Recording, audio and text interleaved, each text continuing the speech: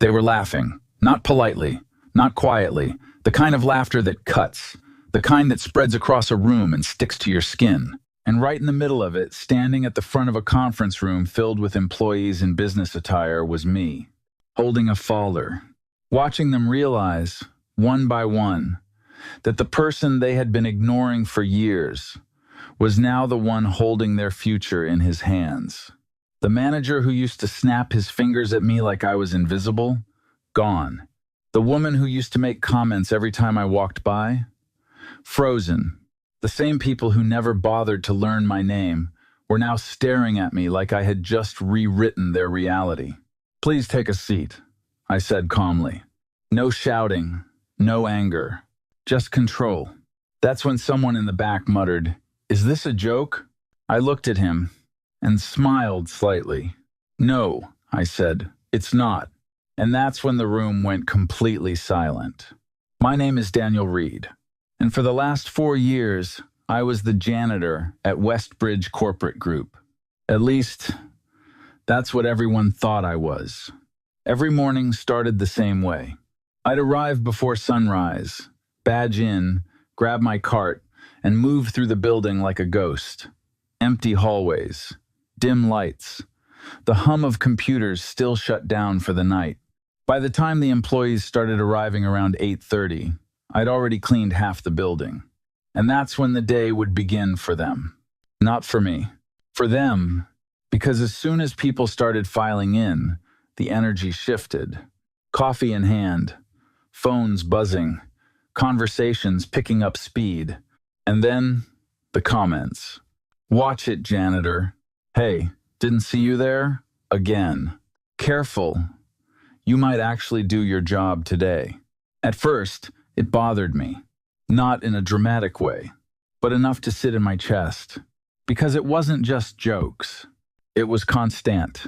A slow, steady stream of being treated like I didn't belong in the same space as them. Some of them didn't even make eye contact. They'd walk right past me like I was part of the furniture. Others were worse. They'd leave trash intentionally out of place just to see if I'd pick it up faster. Once, someone spilled coffee near the elevator and stood there watching as if waiting for me to rush over. I didn't. Not immediately. I finished what I was doing first, then cleaned it, because reacting emotionally never changes anything. But observing does. And I observed everything. Names, behavior patterns, who led conversations, who followed, who complained the most, who tried to look important but never actually said anything useful in meetings. Over time, I started noticing something else. Patterns of control. Certain employees had access to areas they shouldn't. Others had permissions that didn't match their roles. Emails being sent at odd hours. Late-night activity logs. Small inconsistencies that most people would ignore. But I didn't. I documented them quietly. Not out loud. Not in a visible way. Just mentally at first. Then, more systematically later. Because while they saw a janitor, I saw structure. And structure always leaves a trail. One afternoon, around 2:17 p.m., I was cleaning the 5th floor hallway when I heard my name. Not loudly, not kindly, just casually. "Hey." I turned. It was Marcus, senior operations lead. The same guy who loved reminding everyone how busy and important he was. He leaned against the wall, arms crossed. "You missed a spot," he said, nodding toward the floor. There wasn't anything there, but I already knew what he was doing. Testing. I nodded once. "I'll get it." He smirked slightly. "You always say that." I didn't respond. He stepped closer. "You know, people like you, they either stay invisible forever or finally realize where they stand." He paused, waiting for a reaction. I gave him none. That seemed to annoy him. "Just saying," he added. "Some people here are building careers, others are just passing through." And with that, he walked away. I watched him go, not because of what he said, but because of how confidently he believed it. That moment stayed with me. Not emotionally, but strategically.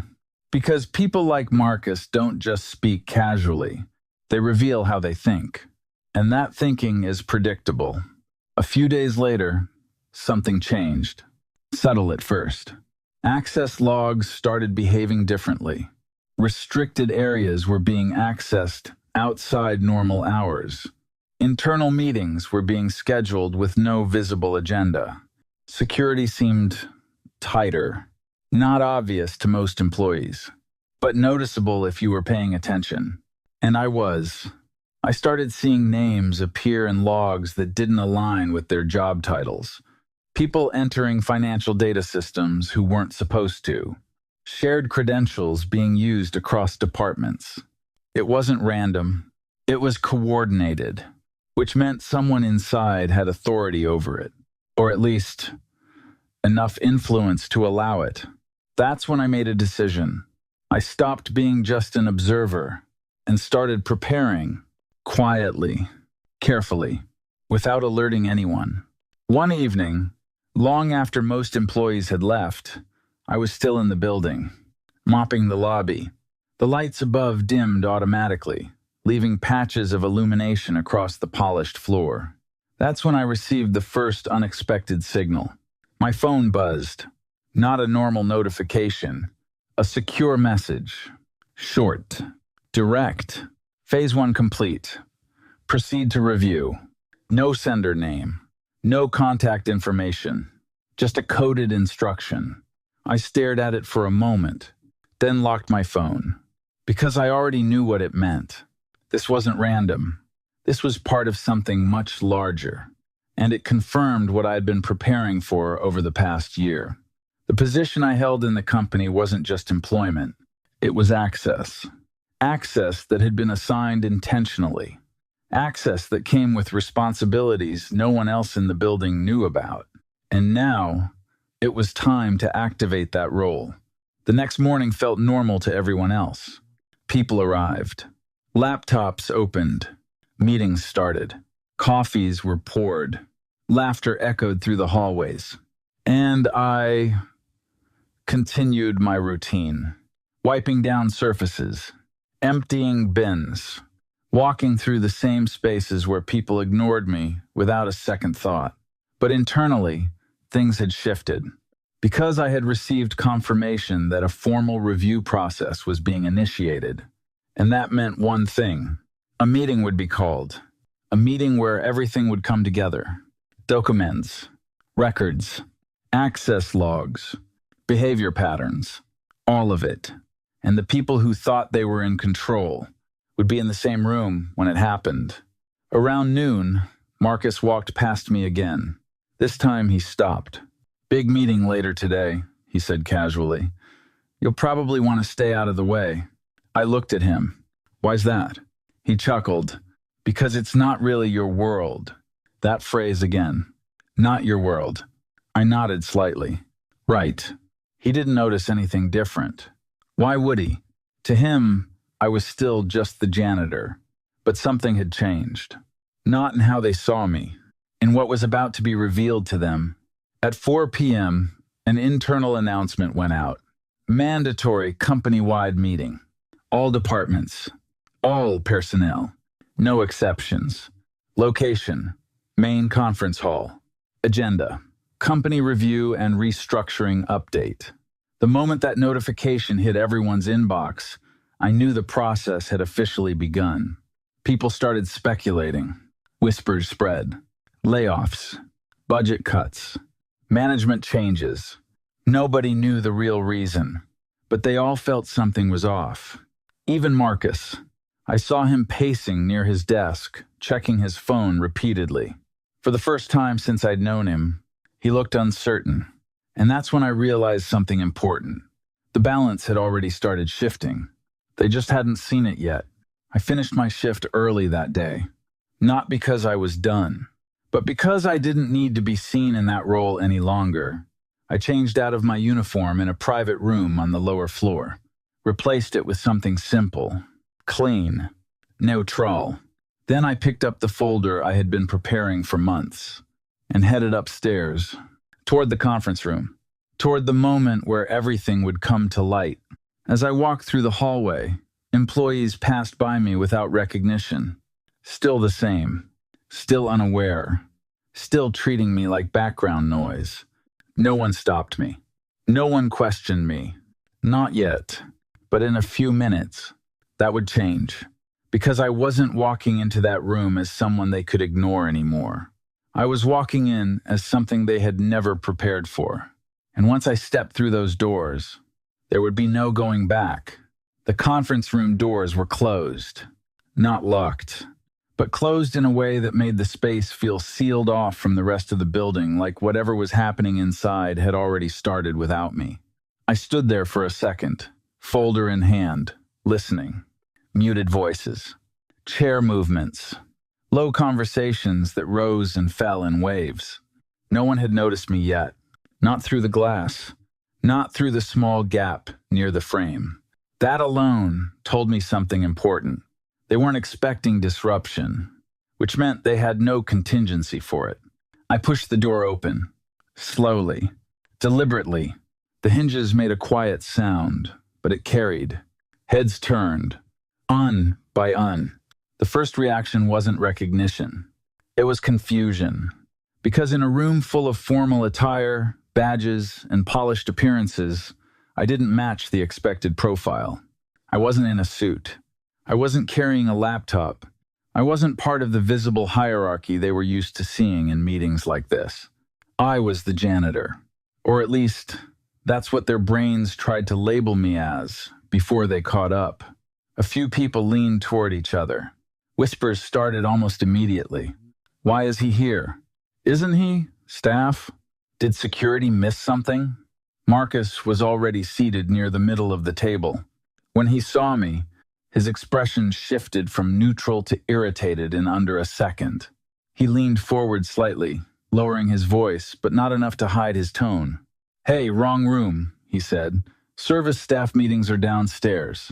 A couple of people chuckled quietly, not loud enough to draw attention, just enough to reinforce the unspoken hierarchy. I didn't respond. I simply walked forward, step by step, until I reached the front. That's when I placed the folder on the table and looked at the room, not as someone who was lost, but as someone who belonged there. That shift, subtle as it was, changed the atmosphere. Not all at once, but enough for people to pause, to reassess, to start asking questions internally instead of aloud. A woman near the front spoke first.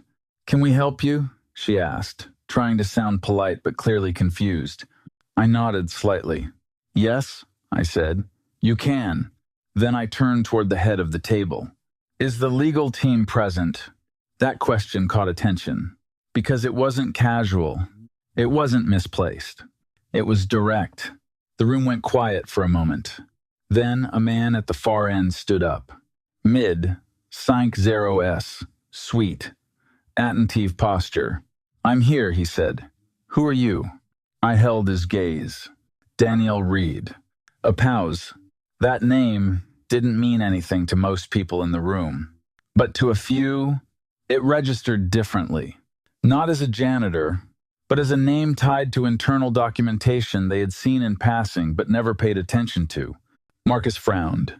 "Okay, but why are you here?" he asked, this time more firmly. "This is a management-level briefing." I nodded. "It is." Another pause. Then, I reached into my folder and pulled out a document. Not just one. Several. Stamped. Signed. Verified. "I've been instructed to attend," I said calmly. That statement changed the tone again. Now people weren't just confused. They were evaluating. Because instructed implied authority. Or at least, authorization. The legal representative stepped closer. "By whom?" he asked. I placed one of the documents on the table and slid it toward him. "By the board." He picked it up. His eyes moved across the page, slowly at first, then faster.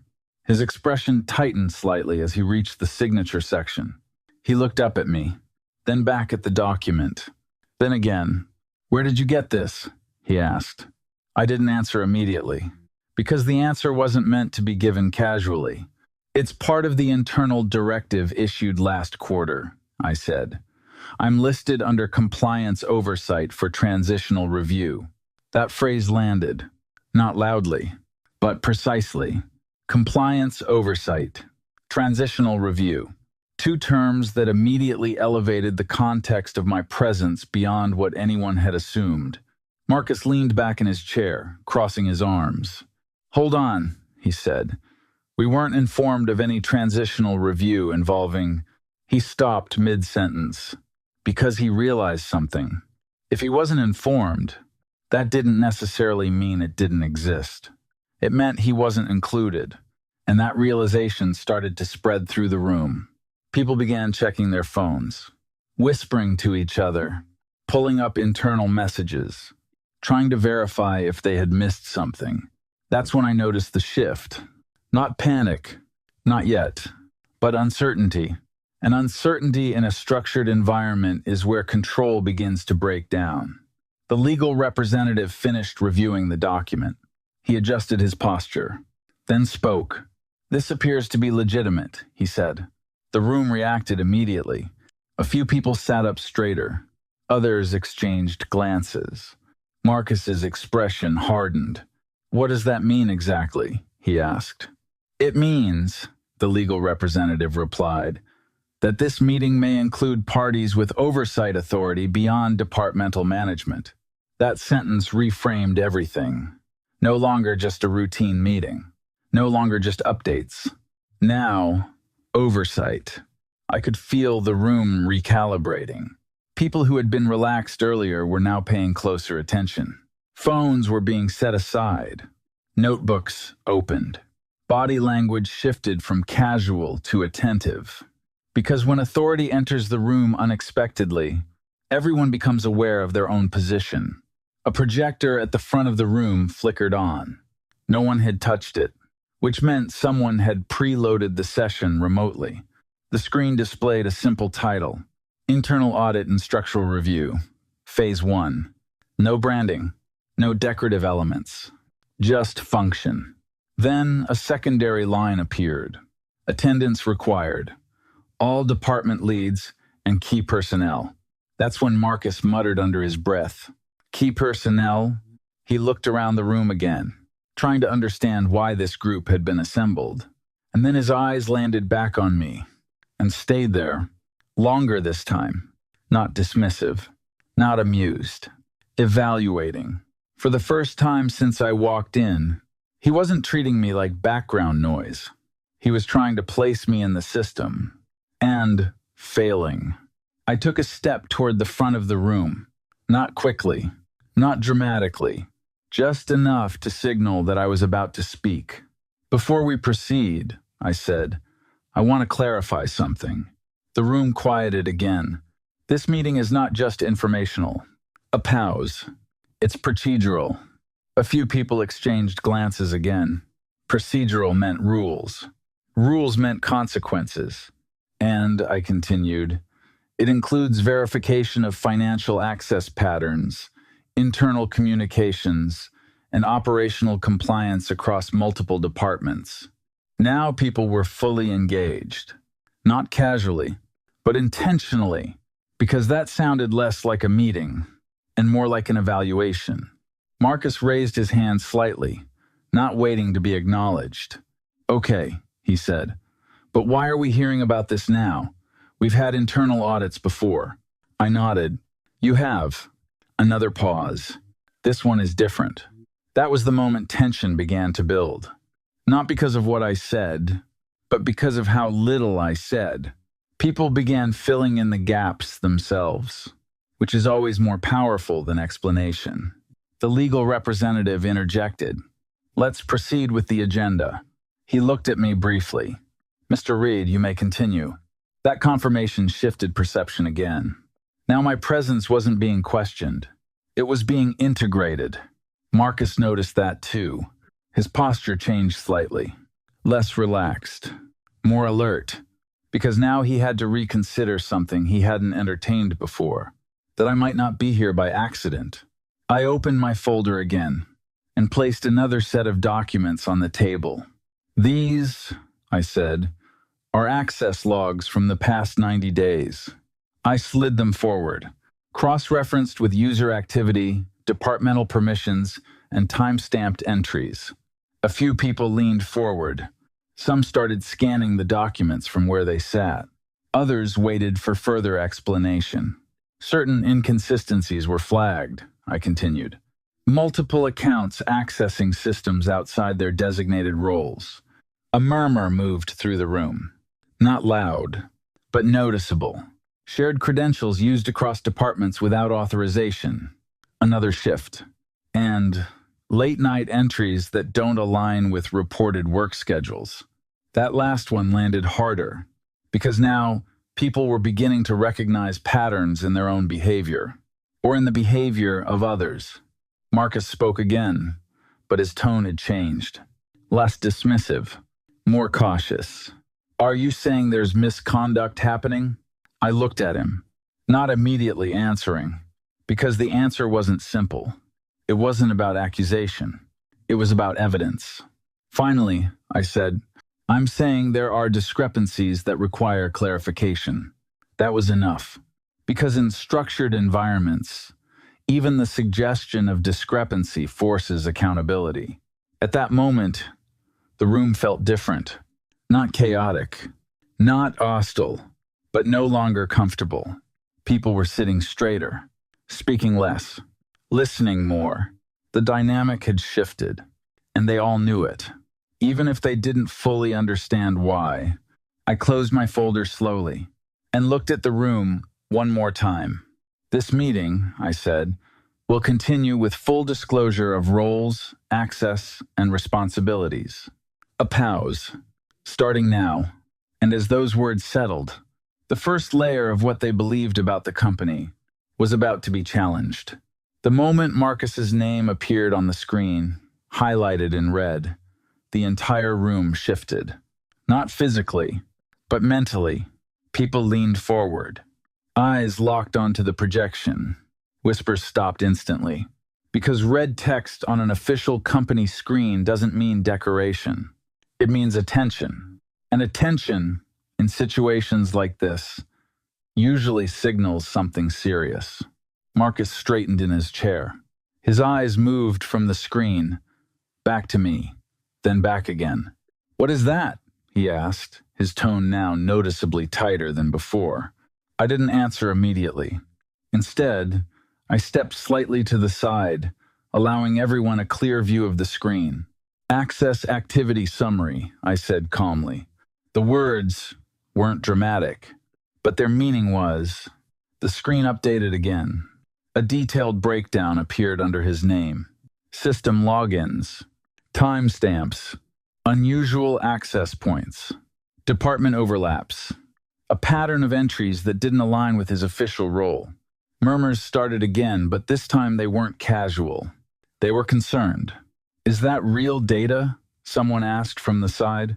The legal representative stepped forward.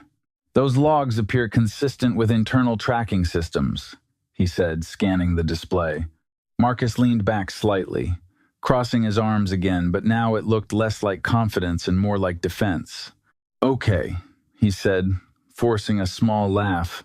So what exactly are you implying here? That I logged into something I shouldn't have? The room went quiet again, because now it wasn't just a presentation. It was personal. I turned to face him directly. I'm not implying anything, I said. The system is showing documented activity. A pause, which will now be reviewed. The word reviewed carried weight. Not accusation, process. And process is what turns uncertainty into accountability. The legal representative nodded and addressed the room. At this stage, we will begin cross-verification of flagged accounts. He gestured toward the projection. Names listed will be reviewed against their authorized roles and system permissions. He looked at Marcus briefly, starting with high-activity entries. That phrasing made it clear. This wasn't random. It was prioritized. Marcus exhaled slowly, clearly trying to maintain composure. "Fine," he said. "Let's review it." But his tone had changed. Less confident, more guarded. Meanwhile, across the room, other employees were beginning to shift uncomfortably. Because Marcus wasn't the only name on that list. There were others. Names tied to departments. Names tied to decisions. Names that people recognized. And as each name appeared, reactions became more visible. Some leaned toward each other, whispering. Others checked their own systems quietly. A few avoided eye contact entirely. Because the realization was spreading. This wasn't just about one person. It was about patterns. I stepped closer to the front again. This process is designed to ensure alignment between assigned roles and actual system usage, I said. A pause. In simpler terms, whether people are operating within their boundaries. That sentence hit differently. Because boundaries are something people rarely think about until they're tested. The screen changed again. Now, displaying aggregated data. Access overlaps between departments. Shared credentials. Irregular login times. Clusters of activity that suggested coordination rather than isolated incidents. The legal representative pointed to the screen. These entries indicate potential misuse of credentials across multiple users, he said. A few people in the room reacted immediately. Shared logins? That's not allowed. Wait, who has access to that system? The conversation started to build momentum. Not chaotic, but analytical. People were trying to understand where they stood in relation to what was being shown. Marcus raised his hand again. But this time, he waited to be acknowledged. "Yes?" the legal representative said. Marcus leaned forward slightly. "Are you saying someone in this room has been monitoring all of us?" There it was. The question. Not defensive. Not dismissive. Curious. And slightly unsettled. The legal representative paused before answering. "Yes," he said. That single word landed heavily. Because confirmation removes speculation and replaces it with reality. A ripple went through the room. People exchanged looks, some visibly uncomfortable, others quietly processing. Marcus looked back at me again. This time, his expression had changed. Not completely, but enough. "You've been involved in this?" he asked. I met his gaze. Yes. A pause for some time. That answer wasn't meant to provoke. It was meant to clarify.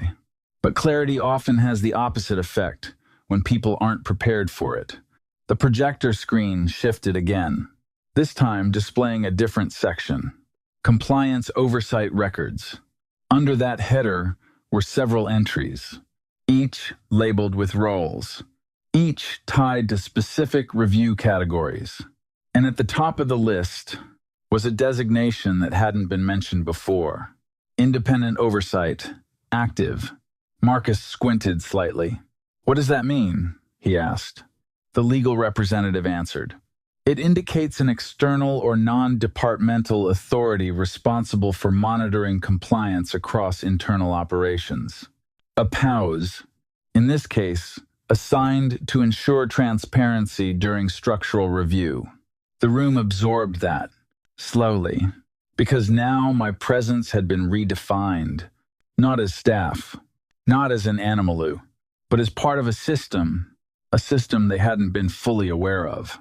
Marcus leaned back again, but this time he didn't speak immediately. He was thinking, reevaluating, trying to reconcile what he had believed about me with what he was now seeing. And that internal conflict showed. I took another step forward. "This meeting isn't about identifying individuals for blame," I said. A pause. "It's about aligning responsibilities with actual activity." Another pause. "And ensuring that the structure of the organization reflects how it's being used." That was important, because it reframed everything. Not punishment, correction, not exposure, verification.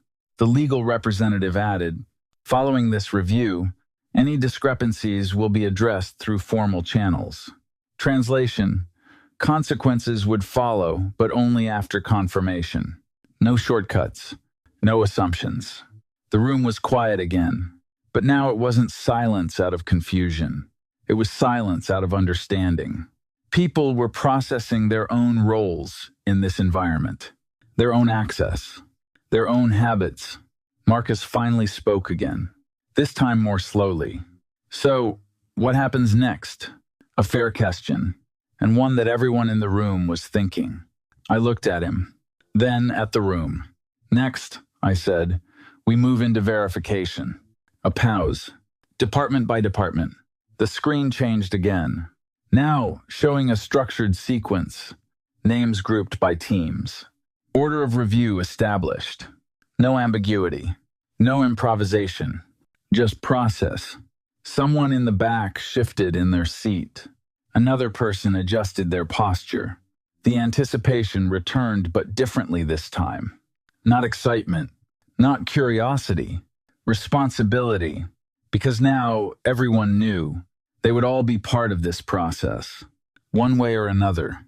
Marcus exhaled slowly, leaning slightly forward again.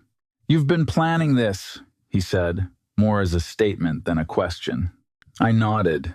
Yes. Why? The room went quiet again, because that question mattered. Not technically, but emotionally. I paused before answering, not for dramatic effect, but because the answer required clarity, because systems only work when people understand their roles within them. A pause, and when they don't, alignment has to be restored. Marcus studied me for a moment, then looked at the screen again, then back at the room. For the first time since I walked in, he didn't have a quick response. The legal representative cleared his throat. We will begin the first verification segment shortly. He looked around the room. Please remain seated and available for individual confirmation if required. That instruction changed the tone again. Now it wasn't just a meeting. It was an active process. And the people in that room were participants, not just observers.